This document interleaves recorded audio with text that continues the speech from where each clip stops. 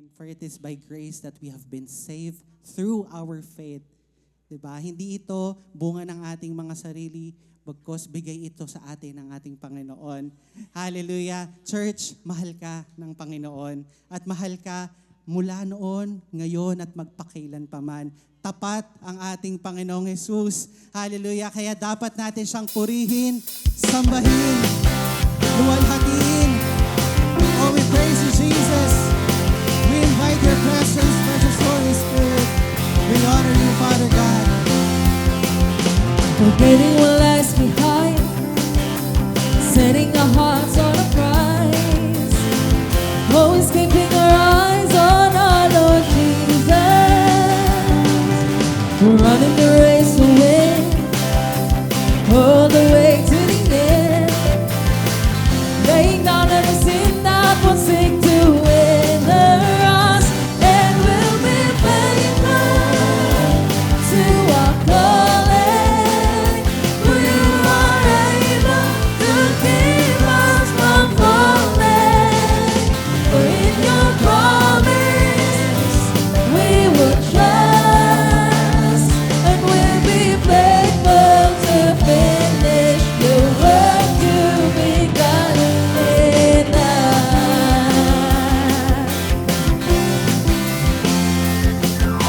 Forgetting what lies behind, setting our hearts on the prize, always keeping our eyes on our Lord Jesus.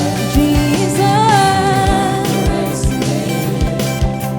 all the way to the end, laying down every sin that will seek to wither us, and we'll be faithful to our calling.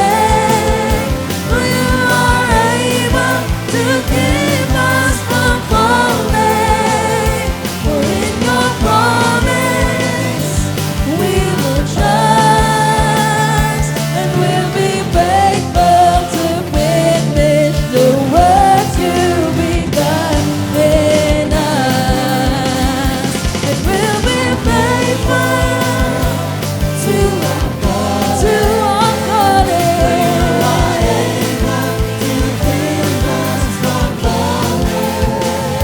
For in your promise we will trust, we will trust. The work you begun in us, and we'll be faithful to finish the work you begun in us. We'll be faithful to finish the work you begun in us. Oh, you are faithful, our Lord and Savior Jesus. And Lord, patuloy po naming nararanasan ang iyong katapatan, ang iyong pagmamahal. Kapatid, ikaw ay mahal ang ating Panginoon. Sa mga oras na ito, ipakita mo sa Kanya na siya ay mahal mo rin. Umawit ka ng papuri sa ating Diyos. From the start you loved me, you saw who I could be. So you gave your life to save my soul. I don't know where I'd be if not for your mercy. All I know is you have won it all. Live it up. Oh, oh, oh, now I am forgiven. Oh, oh, oh, your grace has set me free.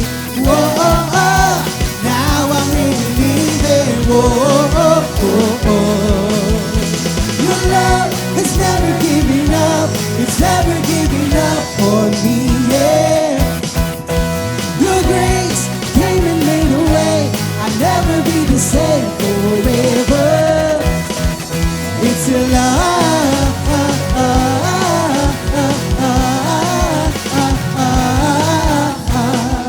Lord, I want to thank you. Sing it, church.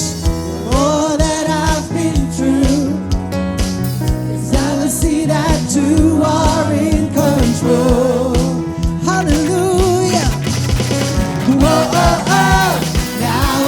forgiven. Whoa, your grace has set me free.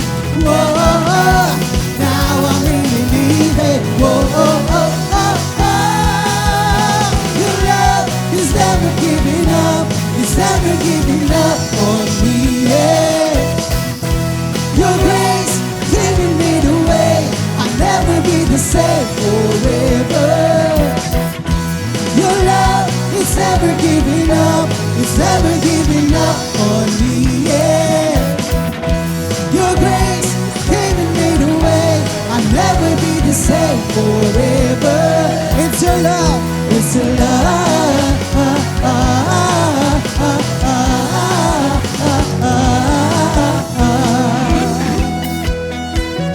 Pare bang ipalakpak po ang iyong kamay? Tanda na yung pagpupuri sa ating Panginoon. He is here and is mighty. I can hear the sound of the broken chains. Freedom is alive running through my veins. Victory is mine over sin and shame. I am free, I am free. Come on. I can hear the sound of the broken chain. Freedom is alive running through my veins. Victory is mine over sin and shame. I am free, yeah. I can hear the sound of the broken chains. Freedom is alive running through my veins. Victory is mine over sin and shame. I am free, yeah. It's never giving up. It's never giving up on me, yeah. Woo! Your grace came and made a way. I'll never be the same forever. Your love is never giving up. It's never giving up on me, yeah. Your grace came and made a way. I'll never be the same forever. It's your love.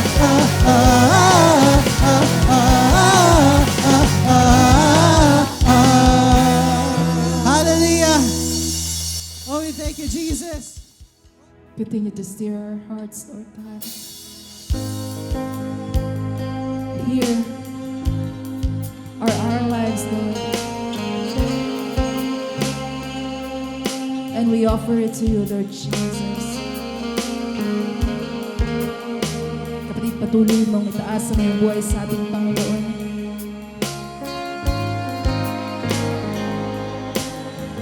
We worship you, Jesus. Hallelujah.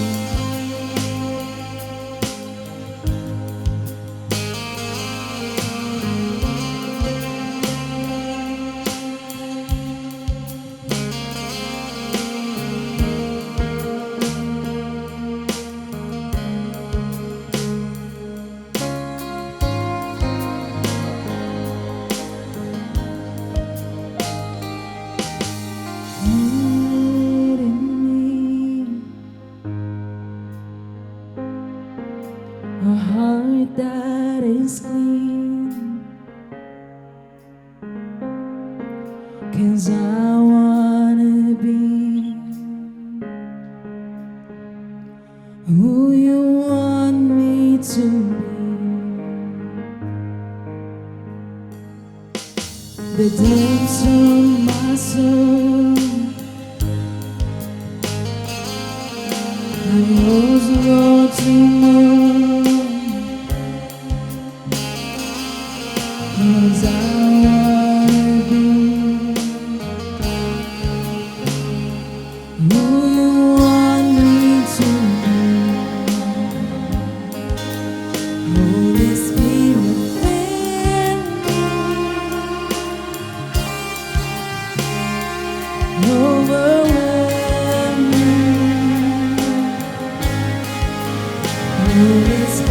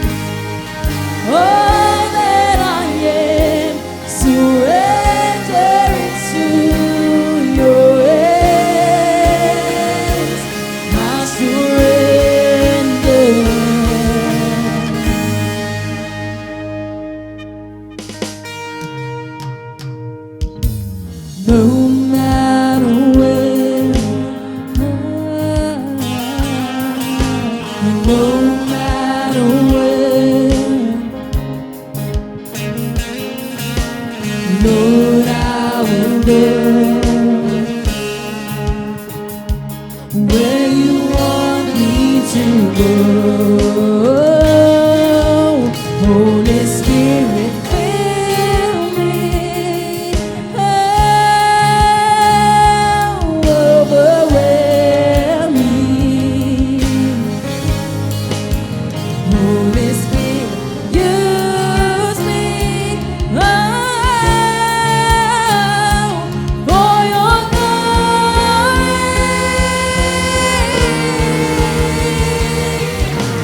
Here's my life, let it be a living sacrifice.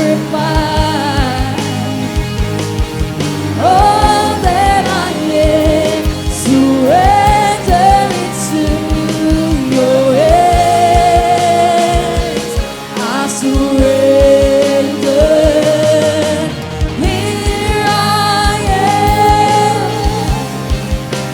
Jesus, let your will be done in me. All that I am, surrender it to your hands. I surrender.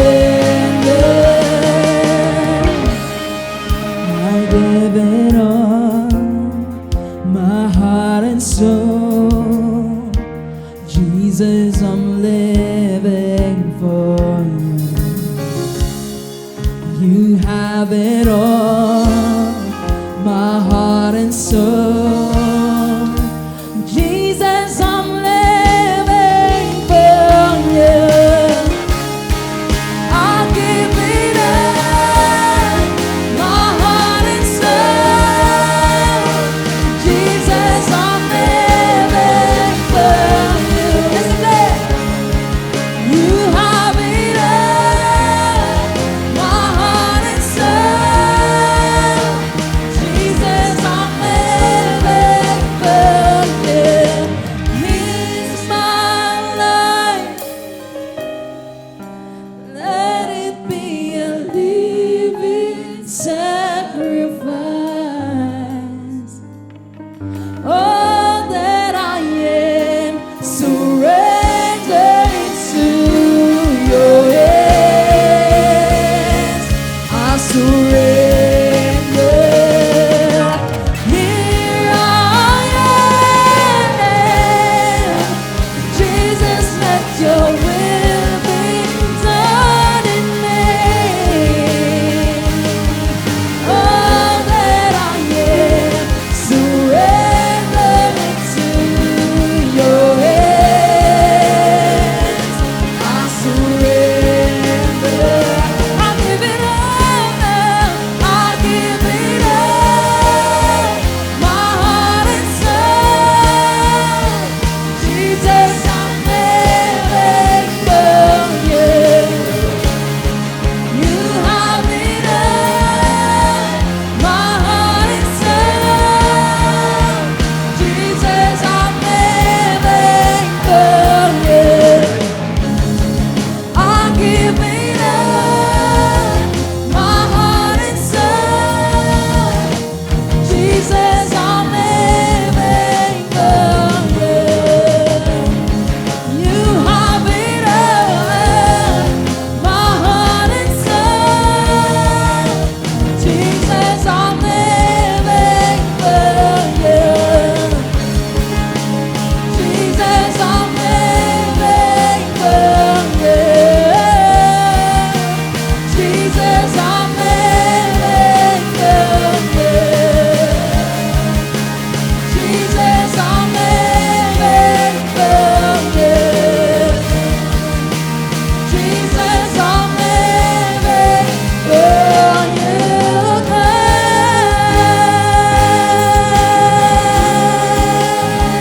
Oh, living for you, Jesus. Sa mga kapatid, I would like us to go to the first slide agad. So, dito po. Makikita natin bakit heart at bakit yung pintig, that line, no, symbolizing that your heart is functioning. Pero sometimes, mga kapatid, physically, tayo po ay without us knowing it, meron po pala tayong mga problema na sa ating physical na puso. Na po? At dahil kahit may mga sintomas na tayong nararanasan, binabaliwala po natin. Until one day, it is too late na nalaman natin, malala na po pala yung ating karamdaman sa puso. Ngayon po, spiritually, mga kapatid, meron doon po tayong dapat binabantayan. At ano po yun? Kumusta dapat binabantayan natin? Kumusta ang ating kalalagayan sa harapan ng Lord? Kumusta ang ating mga puso sa harapan ng Lord? Especially, pagka ang pinag-uusapan na po yung ating kaligtasan. Amen. So dapat po, binabantayan po natin yan. Kaya po sa araw, bumaghapon na ito po yung ating pag-uusapan, 3 uri ng Kristiyanong nanganganib sa kanilang kaligtasan. Sino po dito gusto manganib ang kanyang kaligtasan? Ayaw. Pero mga kapatid, sa katotohanan lamang po, may mga tao po na actually nanganganib ang kaligtasan. So sa bumaghapon na ito, pag-uusapan natin 3 uri ng tao na yan. So una, Kristiyanong nanganganib ang kaligtasan. Una po, Kristiyanong nag-aakalang ligtas dahil sa kanyang mabubuting gawa. Ayan po, sabihin mo gawa. Opo. So basahin natin itong Lucas 18:10-14. Ang sabi diyan, may 2 lalaking pumasok sa templo upang manalangin. Ang isa ay pariseo at ang isa ay maniningil ng buwis. Tumayo ang pariseo at nanalangin ng ganito, O Diyos, nagpapasalamat ako sa iyo sapagkat hindi ako katulad ng iba na mga magnanakaw, mandaraya, mga ngalunya, o kaya'y katulad ng maniningil ng buwis na ito. 2 beses ako nag-aayuno sa isang linggo at nagbibigay rin ako ng 10 bahagi mula sa lahat ng aking kinikita. Samantala, ang maniningil ng buwis na may nakatayo sa malayo at di man lamang makatingin sa langit.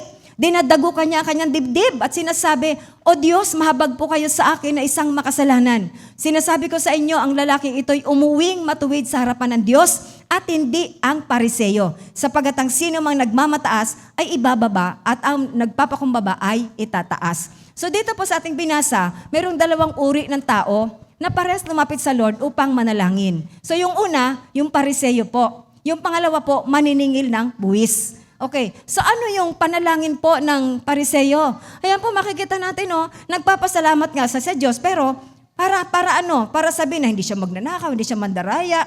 Pagkatapos, parang sinasabi niya, ako 2 beses ako sa isang linggo, nag-aayuno, nagbibigay ko ng aking ikapo. Sa akin po mga kapatid, parang hindi panalangin yung ginawa niya. Para po siyang binibigyan ng report si Lord, ano yung kanyang mga ginagawa? Para sa akin po, wala dito yung pagpapakumbaba. Bagkus parang ipinagmamalaki pa niya yung kanyang mga mabubuting gawa. Pag-iika po, yung pag-aayuno, na po, so wala akong nakitang pagpapakumbaba sa harapan ng Lord. Very self-righteous po siya. Samantalang yun pong maniningil ng buwis, actually hindi nga po siya lumapit sa templo Parang hiyang-hiya siyang lumapit. Sabi nasa malayo, yung maniningil ng buwis. Bakit? Nandoon yung hiya niya dahil alam niya, hindi nga po makatingin sa langit. Na bakit? Nahihiya siyang tumingin sa Lord kasi alam niya yung kasalanan niya. At dinadago kanya ang kanyang dibdib para ipakita yung sobrang pagsisisi sa mga kasalanan na kanyang ginawa. So nito po 2 uri ng tao. Pero ang sabi ni Jesus doon, sabi niya, sinasabi ko sa inyo, ang lalaking ito'y umuwing matuwid sa harapan ng Diyos, referring to the tax collector. So sino daw po ang naging matuwid sa harapan ng Lord? Yung tax collector, yung nandun yung pagpapakumbaba at pagsisisi. Pero po, yun pong pariseo na ipinagmayabang yung kanyang mga gawa. Ano po? Umuwi po ba siya na mayroong kagalakan na mula sa Lord? Nalugod po ba sa kanya ang Lord? Hindi, mga kapatid. So, pagdating po sa kaligtasan, hindi po natin po pwede na ipagmayabang na po yung ating mga mabubuting gawa dahil hindi po ito ang magliligtas sa atin. Hindi po. Okay? Kaya po, wag po tayo madadaya tulad ng pariseo. Wag ding tumangan sa mga sariling gawa para sa ating kaligtasan. Tanging kagandahang loob, or sa English po, grace. Kagandahang loob lang ito ng Diyos doon sa mga makakasalanang nananampalataya kay Kristo. So napakahalagang issue sa ating buhay mga kapatid, yung kaligtasan, yung salvation po natin. Okay? Kaya po dito, Efeso 2, chapter 8 hanggang 10, chapter 2 verses 8-10, sapagkat dahil sa kagandahang loob ng Diyos kayo ay naligtas sa pamamagitan ng pananampalataya. At ito'y kaloob ng Diyos at hindi mula sa inyong sarili. Hindi ito bunga ng inyong mga gawa, kaya't walang maipagmalaki ang sino man. Kung ano tayo ngayon ay gawa ng Diyos at sa pakikipag-isa natin kay Kristo Jesus ay nilikha niya tayo para sa mabubuting gawa na inihanda niya noong una pa man upang gawin natin. So napakalinaw mga kapatid yung ating binasa. Kagandahang loob lamang ng Diyos sa pamamagitan ng pananampalataya kay Kristo Jesus. No, yun doon tayo maliligtas. Kaya wag po nating panghawakan yung ating mga mabubuting gawa. Minsan naririnig ko po ito, sis, ba't hindi ka nagsimba nung linggo? Okay lang po ako, pastora, okay naman ako. Si Lord naman nasa puso ko. Tsaka pastora, hindi naman ako gumagawa ng kasalanan eh. Wala naman ako mga mortal sin. Binabanggit niya pa yung mortal sin. So, dito makikita natin, nandun pa rin sa gawa yung kanyang pananaw para maligtas. Well, siguro kasi, hindi pa rin nawawala sa atin yung ating lumang pananampalataya. Di ba ang natutunan natin noon na para ka maligtas, para ka pumunta ng langit, para bang may timbangan, no po? At doon sa isang side, nandun po yung mga mabubuting gawa. Sa isang side, yung masasamang gawa. Na kapag yung timbangan mas marami, mas mabigat, yung mabubuting gawa, pupunta ka ng langit. At pag yung masama naman mabigat, pupunta ka ng impyerno. So maring hanggang ngayon, nandoon pa rin po sa atin yon. Pero mga kapatid, dito po sa Efeso chapter 2, 8-10, napakalinaw. Hindi po sa mabubuting gawa. So, ganito, parang may equation, no? So, dati, parang ang alam natin, mabubuting gawa, kunyari equation, no, equals kaligtasan. So, yun. So, kailangan maging mabait ka, matulungin ka, hindi ka nagmumura, etc., etc., para ka maligtas. No? Pero mga kapatid, sa binasa natin, hindi pala ganun ang equation. Baliktad pala. Kailangan muna maligtas. So, kaligtasan equals mabubuting gawa. So mga kapatid, yung mabubuting gawa, kaya yan nararanasan po natin kasi nakipag-isa tayo kay Kristo. Ganun po mga kapatid. So hindi tayo mananangan sa sariling gawa. Na po yung kabaitan natin, yung pagiging matulungin natin, pagdating sa kaligtasan, wala pong magagawa yan. Hindi po yan na magliligtas sa atin. Tanging si Kristo lamang ang magliligtas sa atin. Yung ating pananampalataya lamang ang magliligtas sa atin. Amen po ba? So dapat po maging malinaw yan ha. So yung mga mabubuting gawa, bunga ito ng kaligtasan at hindi paraan para sa kaligtasan. Tandaan po natin yan mga kapatid, i-unlearn na po natin yung natutunan natin noon dahil baliktad yung atin pong natutunan. Amen po ba? Ayan po, tuloy natin mga kapatid. Dahil kanina sabi, yung kaligtasan ay kagandahang loob ng Diyos. At alam natin yung kagandahang loob ay yung grace sa English. Na po ito pong grace, sa Greek word po ay charis. Ano pong ibig sabihin ng charis? It means benefit, favor, gift, divine influence upon the heart. So, napakaganda pala nitong grace, yung charis na yan. Benepisyo para sa atin, pabor sa atin, regalo sa atin, na pa, divine influence upon the heart. Kaya makita natin dyan, may regalo. Yung salvation po, regalo.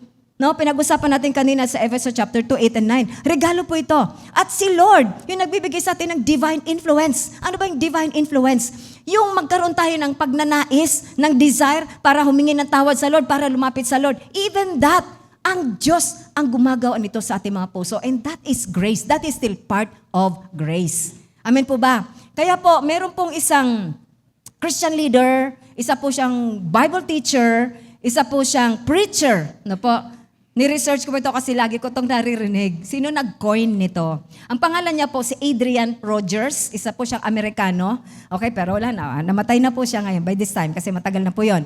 Binigyan niya po ng acronym, yung GRACE para daw mas madaling matandaan. So ano yun? Yung GRACE stands for God's riches at Christ's expense. So mga kapatid, ibig sabihin, yung grasya, yung kagandahang loob ng Diyos, yung yaman ng Lord, especially yung kaligtasan, bayad na. Bayad na po. At si Kristo po ang nagbayad nun. Wala na po tayong dapat gawin. So hindi po sa mga gawa para tayo maligtas. Tapos na. Kaya sabi ni Jesus, it is finished. Tapos na. Binayaran niya na po. All we have to do is accept the gift of salvation na galing sa ating Panginoong Hesukristo. Tama po ba? Kaya po tanggalin na po natin sa ating kaisipan na for as long as hindi ka naman gumagawa ng mga kasalanan, well, dapat lang kung naligtas kang tunay. Pero kung ang iniisip mo, basta hindi ako gumagawa ng kasalanan, ligtas ako, wrong. Na po? Hindi po sa atin magdadala sa kalangitan yung gawa lamang. Yung mga sarili lang po nating gawa. Na po? Pero sabi ko nga, pag naligtas tayo, magkakaroon tayo ng mabubuting gawa. But yung mabubuting gawa niyan is a result ng ating kaligtasan sa ating pakikipag-isa kay Kristo Jesus. Amen po ba? Malinaw na po. So, hindi po sa gawa. So kung sa puntong ito kapatid, parang nandun ka, nakatingin ka sa gawa as a means of salvation, kapatid, mali. Magsisi. Na po? Tandaan natin, si Jesus lang po yung daan sa kaligtasan. Amen po ba? So yan, makikita natin yung krus na kung saan si Jesus ibinigay ang kanyang buhay na nabayubay dyan sa krus na yan. Okay po, para sa atin. Kaya po, dahil ang kaligtasan ay regalo lang ng Diyos, ano dapat gawin? Magpasalamat sa Kanya.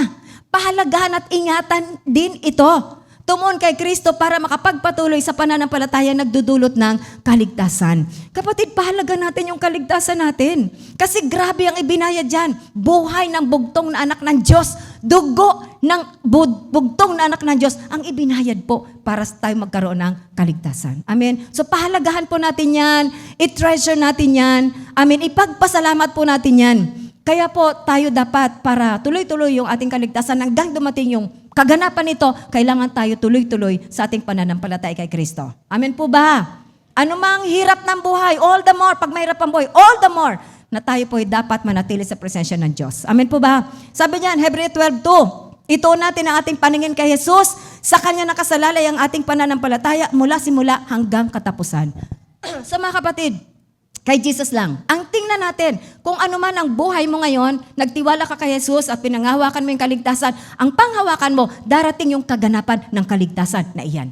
At ituon mo yung iyong paningin doon po sa finished work ni Christ. Di ba? From glory to glory, tayo ay binabago ng ating Panginoon hanggang tayo maging ganap, hanggang dumating ang ating Panginoong Jesus at tayo ipagsama doon sa Kanyang kaharian. Amen po ba? But all of this ay hindi sa gawa, kundi dahil sa pananampalataya kay Kristo. Ayan. So nawa po, wala dito nanganganib ang kaligtasan dahil siya ay nananangan sa sariling gawa at ayaw po ng Lord yan. Amen. So para maging matatag ang kaligtasan, kanino dapat nagtitiwala? Kay Jesus. Amen. Yun po yung una. Pangalawa, Kristiyanong nanganganib ang kaligtasan. Kristiyanong nag-aakalang ligtas dahil sa kanyang paglilingkod. Ayan. Ang sabi dito sa Matthew 7:21-23, hindi lahat ng tumatawag sa akin, Panginoon, Panginoon, ay papasok sa kaharian ng langit, kundi ang mga taong sumusunod sa kalooban ng aking Ama na nasa langit. Sa araw ng paghuhukom, marami ang magsasabi sa akin, Panginoon, hindi po ba sa iyong pangalan ay nangaral kami, nagpalayas ng mga demonyo at gumawa ng mga himala? Ngunit sasabihin ko sa kanila, hindi ko kayo kilala, lumayo kayo sa akin, kayong mga gumagawa ng masama. So ito po, itong verse na to, let this be a warning sa mga manggagawa, sa mga naglilingkod sa ating Panginoon. Ang tanong, anong uri ng lingkod? Ito mga kausap ni Jesus. Anong uring lingkod? Aba, mga malalalim ito. These are anointed. Kasi bakit? Nangangaral ng salita, nagpapalayas ng mga demonyo, gumagawa ng mga himala. Merong kapangyarihan, merong signs, wonders, and miracles. And yet, anong nangyari? Bakit pagdating ng araw ng paghuhukom, anong sabi ni Jesus? Hindi ko kayo kilala. Lumayo kayo sa akin, kayong mga gumagawa ng kasamaan. So anong problema dito? Naglilingkod, nagpipreach, na pa, gumagawa sa church kung ano yung mga gawain, ano mga iba't ibang ministry. Pero pagdating ng paghuhukom, disqualified. Bakit? Ang sabi ni Jesus, gumagawa ka ng kasamaan. Hindi na dito sinabi kung ano yung mga kasamaan na ginawa. Pero in the Bible, meron po tayong makikita ng mga examples ng mga naglilingkod sa templo. And yet, sila po ay na-cut off. O halimbawa, yung mga anak po ni Eli.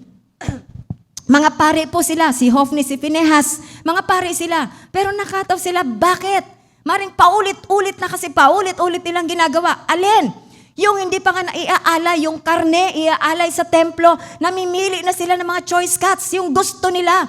Yun ang kanilang kinukuha. Ano pa? Ang sabi ng Biblia, inaabuso nila, pinagsasamantalahan nila yung mga babaeng naglilingkod sa templo. Naglilingkod po yun. So ano nangyari? Dahil hindi sila maayos na lingkod, ano nangyari? Na-cut off po sila. Si Judas, o di ba? Treasurer po siya ng ministry. Siya pong may hawak ng pera ng ministry. Ano nangyari?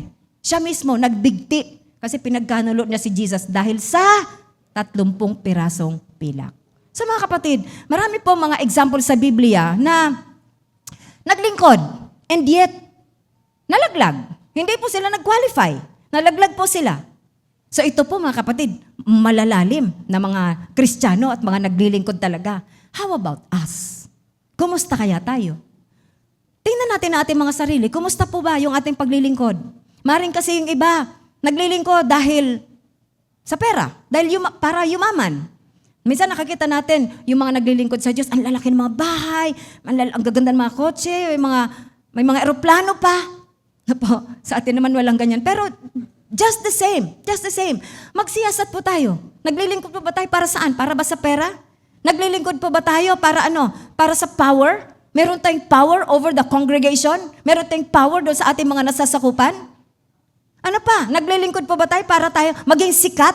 Sa paanong paraan? Magaling ako mag-preach. Magaling ako magturo. Magtuturo ako, magpipreach ako dyan para maging sikat ako. Para purihin nila ako. Ano pa? Magaling akong sumayaw. Magaling akong kumanta. Maglilingkod ako para hangaan nila ako. Mali yung motibo. No? Well, sa simula siguro. Galatia 3:3 sabi doon, nagsimula sila in the spirit, pero natapos sila sa flesh. Natapos sila doon sa kanilang sariling kagustuhan. So mga kapatid, tingnan natin ang ating mga paglilingkod sa Lord. No, hindi po dahilan na tayo ay kaya tayo maliligtas kasi tayo naglilingkod. Dahil yun, nakita natin sa Biblia, may mga naglingkod, pero sila po ay nalaglag. Okay? Mga kapatid? Kaya po, huwag madaya tulad ng mga lingkod na di kinilala ni Kristo. Sino dito gusto kilalanin ni Kristo pagdating ng paghuhukom? Amen. Lakasan nyo pa. Sino dito gusto makilala? Amen. Praise God. Hallelujah. So, kung yung mga anghel na naglilingkod na nga sa kalangitan ay nalaglag pa din sa kanilang kasalanan, pwede rin tayong malaglag kung mamumuhay din tayo sa kasalanan. See? Naglilingkod pero namumuhay sa kasalanan. Magsisi at mamuhay na ng buong kabanalan. Mga kapatid, wag po tayo maging kampante na, naglilingkod na ako, nagsisiba ako sa Christ above all. After all, sabi ni Jesus, it is finished. Sabi, once saved, always saved. Kapatid, wag po. Pagdating sa kaligtasan, wag po natin ipagbakasakali yan. Na po, kailangan maayos yung ating paglilingkod para hindi po tayo ma-disqualify. Di po, sikapin ninyong makasundo ang lahat at magpakabanal sapagkat hindi ninyo makikita ang Panginoon kung hindi kayo mamumuhay ng ganito. So kung walang kabanalan, bagamat naglilingkod tayo, well, hindi nakikita ng mga tao yan, pero kita ng Lord po yan. Naglilingkod ka, pero nandoon pa rin yung pornography, nandoon maaari yung pagsisinungaling, galit, sama ng loob, hindi pagpapatawad, nandoon yung kung ano-ano mga kasalanan, kamunduhan. Maring hindi nakikita nung leader mo o nung ibang tao. Maring nakikita nila yung paglilingkod mo, pero hindi po natin na maililingid sa ating Panginoon. Amen po ba? Hindi po natin maililingid. Kaya po, wag po natin ipagbakasakali yung ating kaligtasan. Mamuhay po tayo ng maayos. Naglilingkod, pero kailangan maayos po yung ating pamumuhay. Amen po ba? So magsiyasat. Just in case mayroong pinapaalala si Lord sa'yo, repent. Repent. Kung meron tayong nagagawa na hindi niya nagugustuhan, bagamat tayo mga lingkod ng Lord, repent. Okay po? Kaya po kaya laki pa ng banal na takot ang ating paglilingkod. Alalahanin yung mga biblical servants na parusahan dahil sa kanilang pagpapatuloy sa kasalanan. Baka sabihin naman ninyo, naglilingkod na nga pero nalaglag pa rin. Pero, di ba, ang sabi ko, kasi hindi maayos, nandun sa kasamaan. Sabi ni Jesus, hindi ko kayo kilala, lumayo kayo sa akin, kayo na mapaggawa ng masama. Okay po, kaya mga binanggit natin characters kanina, na-cut off po sila. Pero ito po, sa kabilang dako, alalahanin din na iba naman ang pag-iingat at pagpapala ng Diyos sa mga naglilingkod. Yung mga tunay na naglilingkod. Amen? Amen po? Okay, sino dito gusto maglingkod sa Lord? Baka mamaya iniisip nyo, mahirap pala. Kailangan palang ganito para hindi makatoff. Dapat lang. Kasi kung tayo tunay na naligtas, dapat nandun ang kabanalan. Okay, ano pong sabi ng Malakias 3:17 and 18? Magiging akin sila, sabi ni Yahweh na makapangyarihan sa lahat. Sa araw na ako'y kumilos, Itatangi ko sila bilang sariling akin. Ililigtas ko sila tulad ng pagliligtas ng isang ama sa anak na naglilingkod sa kanya. Muli ninyong makikita ang pagkakaiba ng mabuti at ng masama ng taong naglilingkod sa Diyos at ng hindi naglilingkod sa Kanya. See? So meron pong espesyal na pagtingin at pagtatangi ang Lord sa mga naglilingkod sa Kanya. Yan po ang sinasabi ng Bible. No? Dito ninyo makikita yung mabuti at masama. No? Dito ninyo makikita yung naglilingkod sa hindi naglilingkod. Amen po ba? Kaya, sino dito napapagod na maglingkod? Ba yun, Saturday, pahinga na lang namin yan, magpa-practice pa. Ba yun, ang lakas-lakas ng ulan, magpi-field ako. Sino na po napapagod maglingkod dito? Di kayo makapagsabi ng hindi, ano? Wala. Okay, sa mga kapatid, wag po nating maging kapaguran yung paglilingkod sa ating Panginoon. Dahil, meron pong, si Pablo po. Si Pablo po ba naging madali yung kanya paglilingkod? Aba, hindi. Nabilanggo, nahagupit, nagbalutang-lutang sa dagat, nakagat pa ng ahas, etc., etc. Ang dami. So do you think si Pablo napanghinaan din?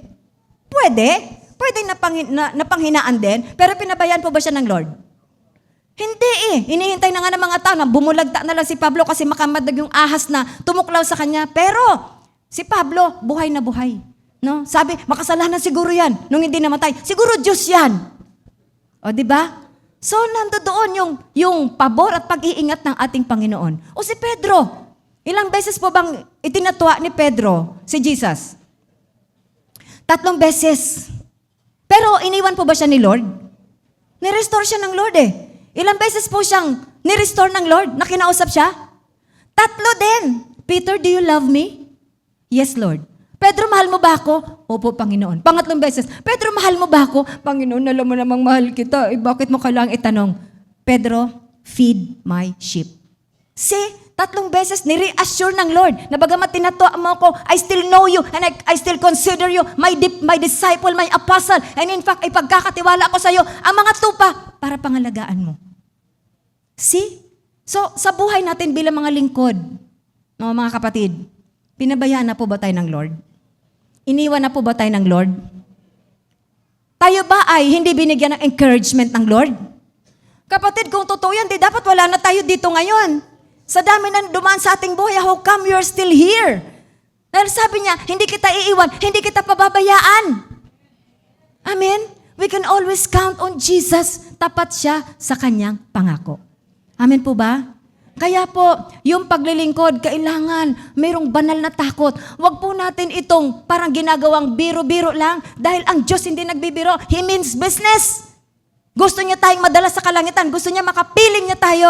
Kaya maging seryoso po tayo at igalang po natin yung kanyang kabanalan at pahalagahan po natin yung kaligtasan na kanya ibinigay sa atin as a gift. Amen po ba? Amen. So wag po tayong papayag na tayo ay nanganganib. Yung ating kaligtasan, huwag tayong papayag. Ito pinag-aaralan po natin mga kapatid. Na po, so kampante na common naglilingkod. O common naglilingkod, lisensya na yun para mamuhay sa kasamaan? Hindi po. Dahil ang Diyos matuwid na Diyos. Amen po ba? Okay, pangatlo. Kristiyanong nanganganib ang kaligtasan.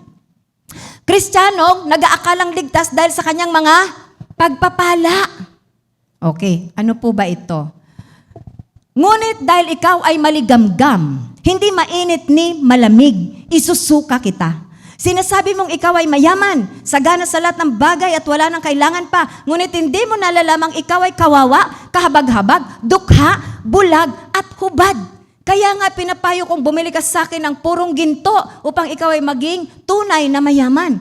Bumili ka rin sa akin ng puting damit upang iyong isuot at matakpan na nakakahiya mong kahubaran. Bumili ka rin sa akin ng gamot na ipapahid sa iyong mata upang ikaw ay makakita.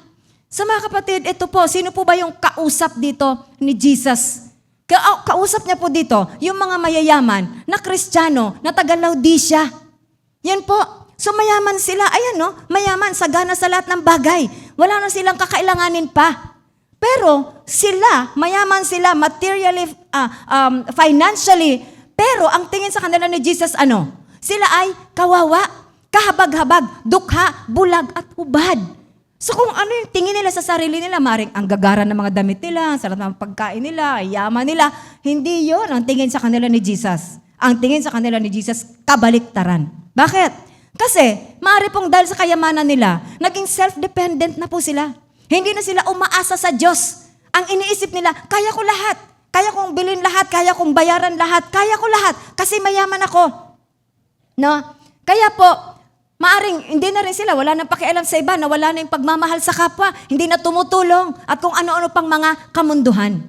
So ang paniniwala nila, favored ako ng Lord, pinagpala ako ng Lord. Alam niyo po ba mga kapatid na, ang mga Israelita po kasi, meron silang pananaw, na kapag ikaw ay mahirap, isinumpa ka ng Diyos. Pero kapag ikaw ay mayaman, ikaw ay pinaburan ng Diyos. Bakit? Ay meron tayong Deuteronomy 28, di ba? Pag ikaw sumunod sa Diyos, pagpapalain ka. Pag ikaw ay sumoy sa Diyos, susumpain ka. Ganun po yan yung kanilang paniniwala. Kaya siguro itong mga Laodiceans ay mayaman tayo, kaya okay tayo, no problem. Ari yan ang kanilang pananaw, pero not with Jesus. Ang tingin sa kanila ng Lord dahil sa kanilang pag-uugali, dahil sa kanilang nakadepende sila doon sa kanilang kayamanan, kahabag-habag sila, dukha, bulag, at hubad. Okay? So saan mahirap yung mga rich Christians sa Laodicea? Yun nga po, maring nakadepende na sa yaman. Wala na yung paggalang, wala na yung kabanalan perhaps, makamundo na yung kanilang mga pamumuhay. At kaya sinabi ni Jesus dyan, no, hubad sila. Saan sila hubad? Hubad sila sa kabanalan, katuwiran, hubad sila. Bakit? Sabi yan, bumili ka rin sa akin ng puting damit upang iyong isuot at matakpan ang nakakahiya mong kahubaran. Remember, doon po sa book of Revelation, doon sa pahayag po, ano sinasabi nun ni Jesus? Yung mga hinirang niya, na nagtagumpay, bibigyan niya ng puting damit, isusuot ng mga hinirang niya na nagtagumpay.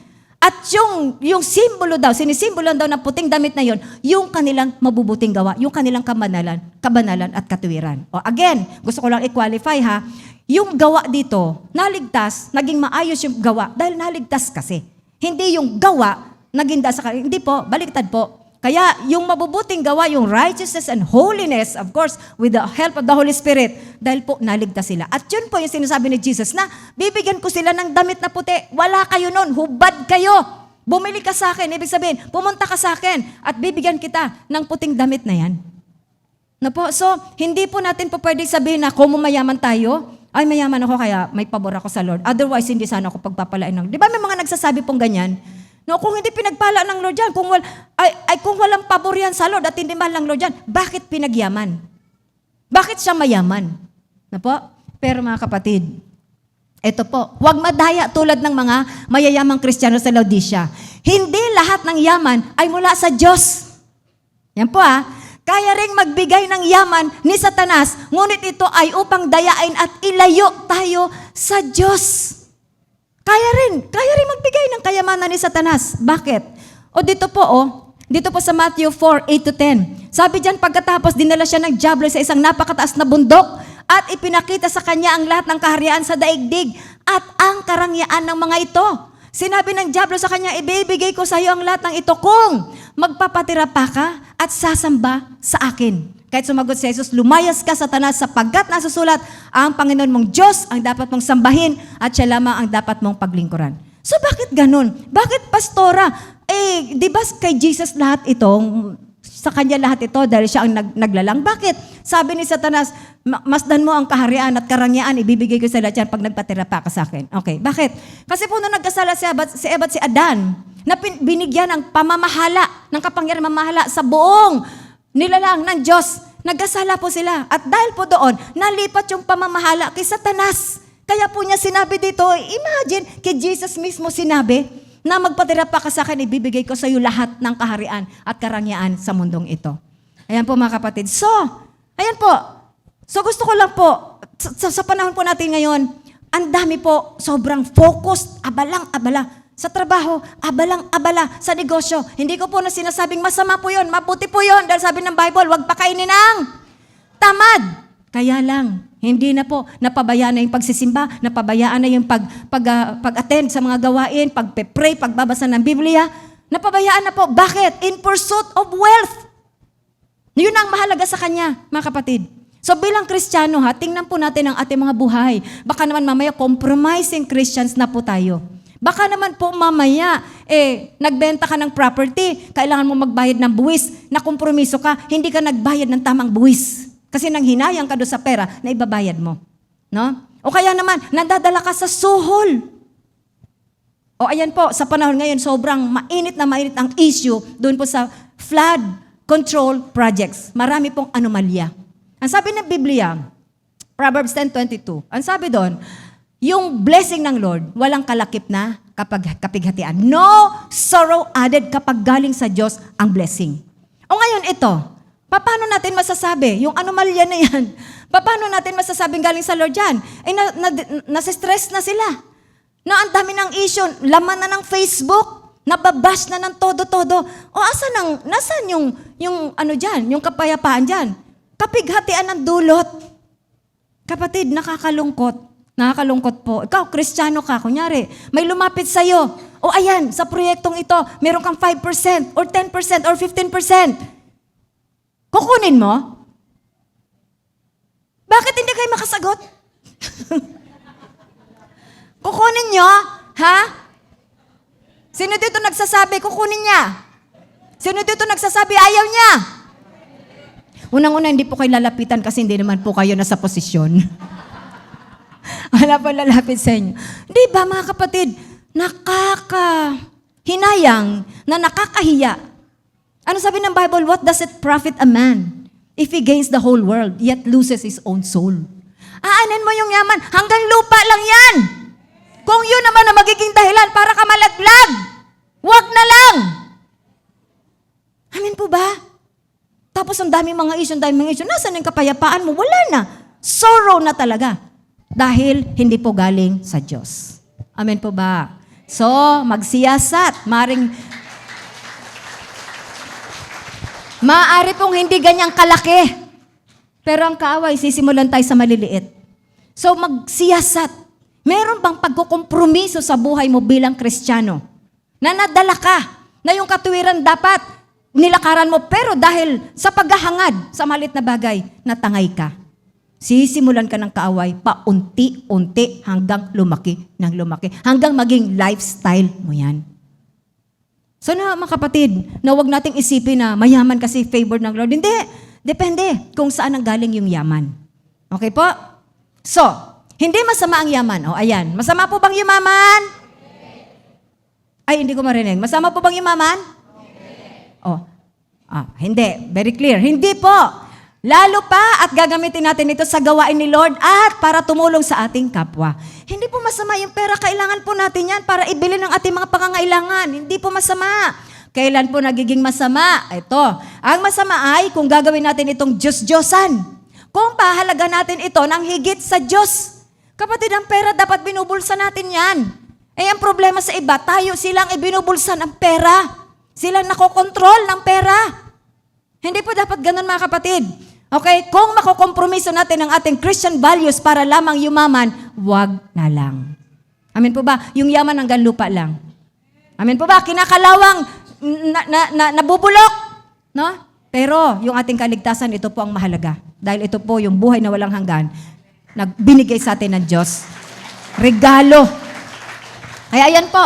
Ang mga nagnanasang yumaman ay nahuhulog sa tukso at nasisilo sa bitag ng masasama at mga hangal na hangarin na nagtutulak sa kanila sa kamatayan at kapahamakan. Sapagkat ang pag-ibig sa salapi, ayan po, hindi naman sinabing sapagkat ang salapi. Ang pag-ibig sa salapi ay ugat ng lahat ng kasamaan. Dahil sa paghahangad na yumaman, may mga taong nalalayo sa pananampalataya at nasasadlak sa maraming kapighatian. Yun po mga kapatid. Makontento na po tayo kung ano binibigay sa atin ng Lord. Nagpagod tayo, nagtrabaho tayo. Makontento na po tayo dyan. But the Lord can even bless us as we obey Him and as we remain righteous and holy before His sight. Pwede niya tayong paboran at pagyamanin for a purpose. Para gamitin, pagtulong sa kapwa, gamitin para sa iglesia, sa pamilya mo, mga kapatid. Okay po? Kaya po, kami po, yung aming karanasan naman, one time bibili kami ng lote. Nakaredy na kaming bayaran yung lote. Nag-usap na, okay na, bayaran na lang. Kaso, ito na, nung nando na yung seller, nag-uusap na kami, alam mo, sabi ng seller, pwede ba nating i-undervalue yung lote? Ibig sabihin, 2 deeds of sale. Isang totoong amount, yun yung hahawakan namin. At isang mababa ang value. Halimbawa, 3 million, yun ang hawakan namin. 1 million, yun ang isasubmit sa BIR para yung nagbenta, makatipid sa buwis. Gustong-gusto namin yung lote, sa totoo lang po. Matagal na po ito. Ano po nangyari? Sabi ni Pastor Dan, hindi. Hindi po. Huwag na lang magkatuluyan ng bilihan ng lupa, pero ayoko po na may 2 deeds of sale. Compromising po yun. Bagamat hindi ikaw nag-benefit, tinolerate mo yung masamang gawa, pandaraya sa gobyerno. Di po ba? Kaya hindi po natuloy yung bilihan na yun. So, yung mga mumunting bagay ni mga kapatid, babantayan po natin yan. Huwag po nating payagan na magkaroon po ng puwang ang dyablo sa ating mga buhay at tuluyan tayong ilaglag doon sa kaligtasan na tinanggap natin bilang regalo mula sa ating Diyos. Amen po ba? Amen? So, huwag po tayong papayag na manganib yung atin pong kaligtasan. Amen. At for my last slide, mga kapatid, huwag po tayong madaya. Huwag madaya gaya ng mga taong ating pinag-aralan. Okay? At ano pa po? Huwag umasa sa ating mga gawa. Ayan na, paglilingkod at mga pagpapala para sa ating kaligtasan. Huwag po, hindi po yan ang daan sa ating kaligtasan. Pakikipag-isa kay Kristo, pananampalataya kay Kristo ang daan sa ating kaligtasan. Regalo lang ito ng Diyos sa atin sa pamamagitan ni Kristo, manatiling nananampalataya sa Kanya at nakikiisa sa mga ginagawa ng Espiritu Santo sa ating buhay. Napakabuti ng Diyos kasi hindi tayo ginawa ng Diyos na magaan yung ating lakad. Righteousness and holiness, yung paglakad dyan. Bakit? Mayroong Holy Spirit na binigay po sa atin para magbigay sa atin ng conviction, ng kapangyarihan para makalakad tayo ng may kabanalan. Alam niyo po, kung sa sarili lang natin, hindi po natin talaga kaya. Oh my God. Talagang hindi. Pero salamat sa Lord, meron pong Espiritu Santo. At, praise God. Sige, palakpakan natin si Lord. Thank you, Lord. Thank you, Lord. Grabe, lahat na ng partida, lahat na, pabor. Lagi magsiyasat ng ating buhay Kristiyano upang huwag madaya at mabigla sa ating pagharap kay Kristo. Kagaya nung kanina sa Mateo 7:21-23, di ba? Nabigla na lang sila. No? Sabi ni Jesus, sino kayo? Di ko kayo kilala. Lumayas kayo sa aking harapan. Kayo na mapagawa ng masama. Teka lang, Lord. Teka lang, naglingkod ako. Huwag tayong mabigla, mga kapatid, na itakwil tayo ng Lord sa kanyang harapan. At pag itinakwil tayo, ano ibig sabihin niyan? Impyerno po ang ating pupuntahan. Mabuti nga kung makaharap pa natin siya. Paano kung dire-diretso na tayo sa apoy ng impyerno? Di ba po, mga kapatid? Kaya po, nawa ito po ang ating marinig. Ayan no, may crown. Crown of glory. Ayan po. His master replied, "Well done, good and faithful servant." Nawa po ito ang marinig natin na may surprise ka, pero may pleasure, may kagalakan na nagulat ko, Lord, Lord. Hindi yung lumayo ka sa aking harapan. Teka lang, Lord. Sana ito ang ating pakanasain, mga kapatid. No? Sa ating lakad Kristiyano, si Jesus lang. Si Jesus lang yung ating daan sa kaligtasan at maging maayos pang paglilingkod, maging banal. No compromising. No? Hayaan mo na yung simpleng buhay kaysa mayaman ka, pero punong-puno ka naman ng problema at nando doon, wala, at yung galit ng Diyos ang ating tinatanggap. Amen po ba, mga kapatid? Praise God. So yan po. Hallelujah. Sige, palakpakan natin Panginoon.